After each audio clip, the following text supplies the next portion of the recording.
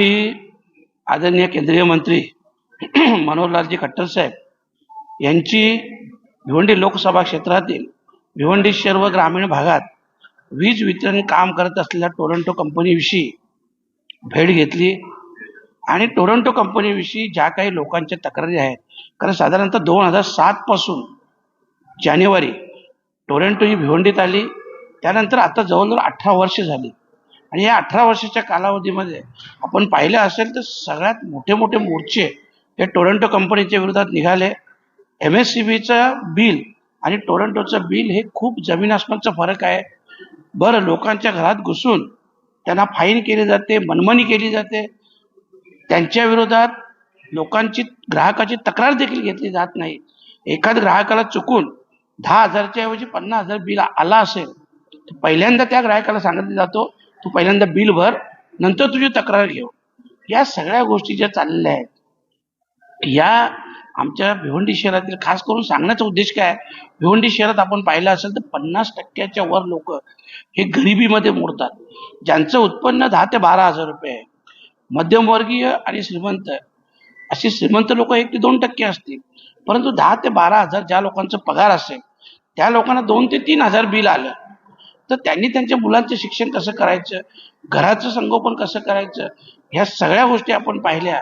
तर हे जे मनमानी कारभार चालू आहे टोरंटोचा, याच्या विरोधात मी काल आदरणीय खट्टर साहेबांना पत्र दिलं. त्यांनी देखील तत्काळ चौकशीचे आदेश दिलेले आहेत आणि येत्या काही दिवसात चौकशी त्याच्यावर होऊन मला पुन्हा बोलवलं जाईल अशा प्रकारचं आश्वासन आदरणीय खट्टर साहेबांनी दिलं. त्यांनी नेमका आदेश कुणाला दिले? तुमच्या समोर त्यांनी फोन कुणाला लावला अधिकाऱ्यांना की कारवाई करू असं? नाही, त्यांनी प्रत महाराष्ट्र शासन जे मंत्री महोदय आहेत त्यांना ती प्रत पाठवली माझ्यासमोर. तुम्हाला अपेक्षा आहे याच्यावरती कारवाई होईल असं तुम्हाला अपेक्षा आहे? नाही, अपेक्षा तर कारवाईची आहे आणि कारवाई जरी नाही झाली 2027ला टोरंटो कंपनीचा ॲग्रीमेंट संपतो. त्यानंतर बघा, शेवटी मी आजही तुम्हाला सांगतो, हे लोकशाही राज्य आहे. लोकशाही राज्यात लोकांना हवे असलेलीच कंपनी तुम्ही देऊ शकता. तुम्ही जबरदस्तीने एखाद कंपनी लोकांना कशी थोपवू शकता? आणि एवढे आंदोलन झाल्यानंतर सुद्धा याच्या पर्यायी पण काय देत नाही. तर हे जे चाललंय हे चुकीचं आहे आणि त्याच्यामुळं ठीक आहे, शासनाकडून माझी अपेक्षा आहे आणि खट्टर साहेबांचा जो प्रतिसाद पाहिला मला विश्वास आहे की त्यांच्याकडून योग्य ती कार्यवाही होईल. तुम्ही म्हणताय खट्टर साहेबांचा तुम्हाला प्रतिसाद मिळाला, पण जर समजा सरकारने सांगू नये, कारण तुम्ही इतके वर्ष झालं आंदोलन करताय पण होत नाहीये, जर समजा त्यांनी काही निर्णय घेतला नाही किंवा सरकारतर्फे याचा मार्ग निघाला नाही तर लोकांना सोबत तुम्ही काय आंदोलन किंवा वेगळी? नाही, मी तुम्हाला सांगितलं ना, मग त्यांनी जर मार्ग निवडला नाही किंवा निर्णय घेतला नाही तर हे लोकशाही राज्य आहे ना. आम्हाला जे काय पाहिजे असेल, आम्हाला जर MSCB पाहिजे असेल, टाटाची पॉवर पाहिजे असेल तर आम्हाला काय मिळू नये? सरकार म्हणजे काय? सर्वसामान्य माणूस म्हणजे सरकार आहे ना. सर्वसामान्य माणूसच सरकार बनवतं ना. आणि अशा परिस्थितीत तुम्ही जर एखाद कंपनी जबरदस्ती थोपवत असाल तर ते आम्ही सहन करणार नाही. याच्या पुढचा जो विषय आहे तो लक्षात येईल सरकारचे, परंतु विश्वास आहे का याच्यातून मार्ग निघेल.